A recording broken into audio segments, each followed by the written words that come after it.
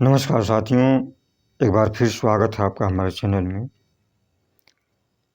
स्वामी विवेकानंद जी को देश और दुनिया में लगभग हर व्यक्ति जानता है। स्वामी जी कहते थे कि शास्त्रों या पुराणों में जो लिखा है उन पर विश्वास कैसे किया जाए। तो उन्होंने अपने देश में जितने भी महापुरुष थे उनके सानिध्य में रहकर जानने की कोशिश की कि सत्य क्या है, ईश्वर क्या है और उसे देखना संभव है।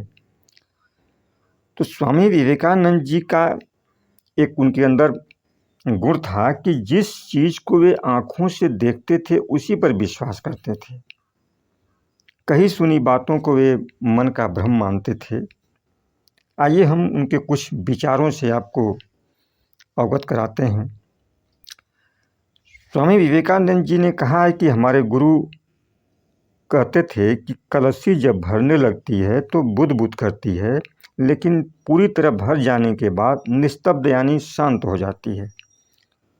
और स्वामी जी ने कहा है कि जो शिक्षाएं हमें मिली हैं उनमें से एक है कर्म के उद्देश्य के प्रति जितना ध्यान देना जरूरी है उनके उपायों के प्रति भी उतना ध्यान देना जरूरी है।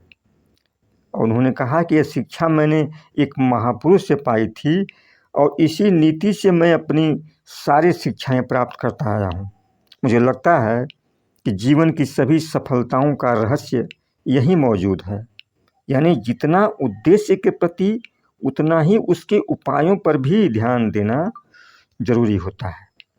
इसके बाद स्वामी जी ने कहा है कि मुझे लगता है कि जीवन में विचारों के अच्छे बीज बोना ही जीवन का असली सार है।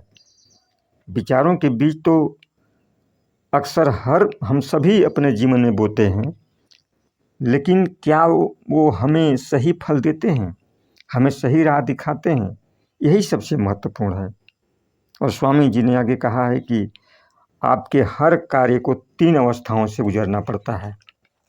जो भी आप काम करते हैं जीवन में उसे 3 अवस्थाओं से गुजरना पड़ता है। पहला उपहास, दूसरा विरोध, उसके बाद ग्रहण। उसके बाद स्वामी जी ने कहा है कि मैंने जीवन में जिस स्वामी परमहंस को गुरु माना था वे अद्भुत थे, वे कम पढ़े लिखे थे, उनमें बचपन से सत्य जानने की प्रबल आकांक्षा थी। वे सभी संप्रदाय में शामिल होकर के सत्य जानने की कोशिश करते रहे। उन्होंने यह नतीजा निकाला कि सभी संप्रदाय, सभी धर्म मत अच्छे हैं।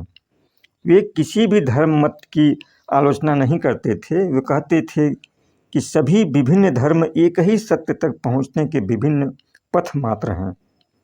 इसके बाद स्वामी जी ने कहा है कि जब विचार एक दिशा में केंद्रित होता है तो सृष्टि में उन विचारों के तहत कुछ सृजित होने लगता है।